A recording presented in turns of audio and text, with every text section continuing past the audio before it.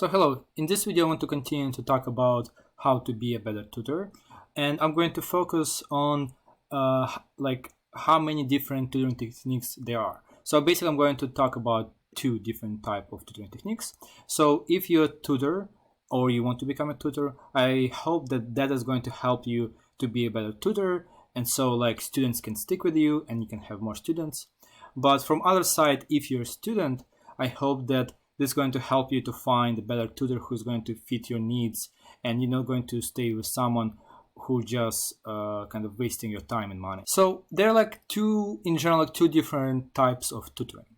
The first type of tutoring is when you go to a tutoring session, and what is going on, a tutor is just going to solve a bunch of problems for you. For example, you want to do a homework problem, you will send that homework problem to a tutor, he will solve those problems at home by himself, and then when you're going to meet, he's going to just present solution to you. You might going to ask questions sometimes, but the problem is going to be he will solve problem really fast, and you want to cover material fast. So overall, this session is going to be rushed. And sometimes I feel like there is no really deep interaction between a tutor and a student. So the biggest probably challenge for a tutor is to make sure that you know what are the students' needs.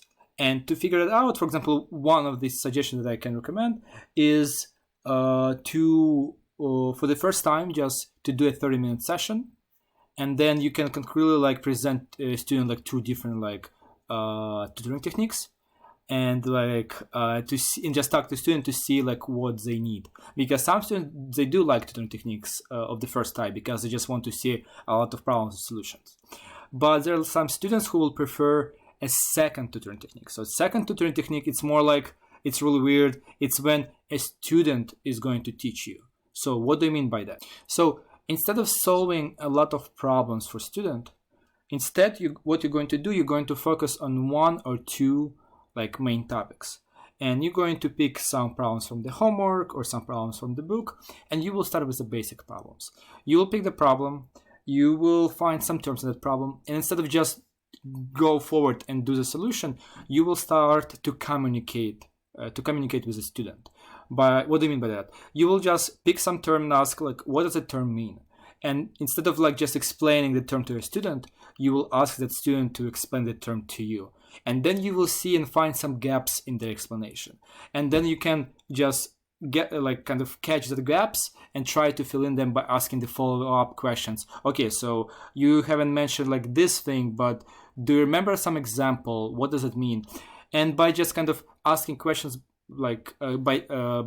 questions after questions, you kind of going to go to the bottom, and you will try to build up their knowledge.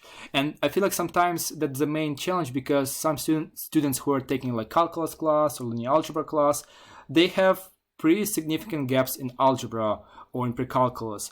And just for example, just if you're watching this video, try to remember and write down definition what is a function, because we all study functions starting from algebra, and we really focus on function in calculus class.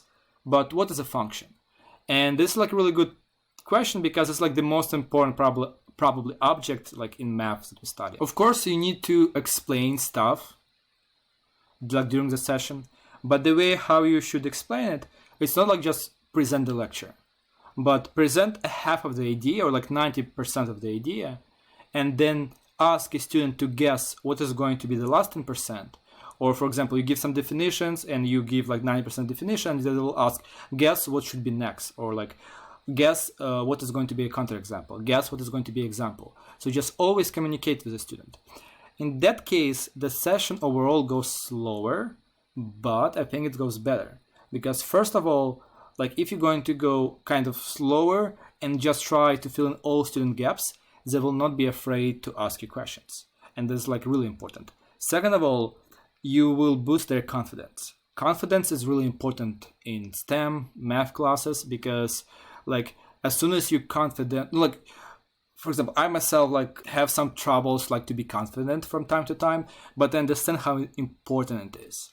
So boosting students' confidence is like, it's really important. And second of all, after the session, the student is going to feel like they actually studied something, that they didn't just waste their money. So that's probably like one of the representation when the quality is more important than the quantity. So it doesn't matter that you're going to solve like 100 problems of the same type. It's more important that you're going to solve the same problem, like you're going to solve the same problem three or three different ways, instead of solving like 4 or 3 problem using the same way. So it's really important like to teach students to analyze, because your goal is not just to make sure that they will memorize how to solve problem. Your goal is to make sure that student is going to think, and to know how to think if they're going to face something unknown, and if they have no idea how to approach the problem. So you need to teach them how to approach the problem. And the most importantly, I don't remember, is to make sure at the end of each module that a student is going to summarize that module for you. Because in some sense, that is going to be reinforcement of the knowledge, and it's just good to see if a student so it's really interesting to see what things student remembered, and just really cool experience when I just like when people like summarizing stuff after each module. Okay, and again, here's 2 different teaching techniques, tutoring techniques. One, you just do a lot of problems and you focus on quantity. Another style, you focus on quality. So that's why or if your student ask for 30-minute session instead of 1 hour session, just to see and discuss what style you want to choose.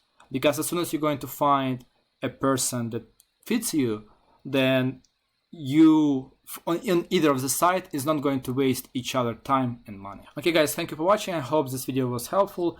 If you're not subscribed to my channel, please subscribe, and have a nice day. Bye.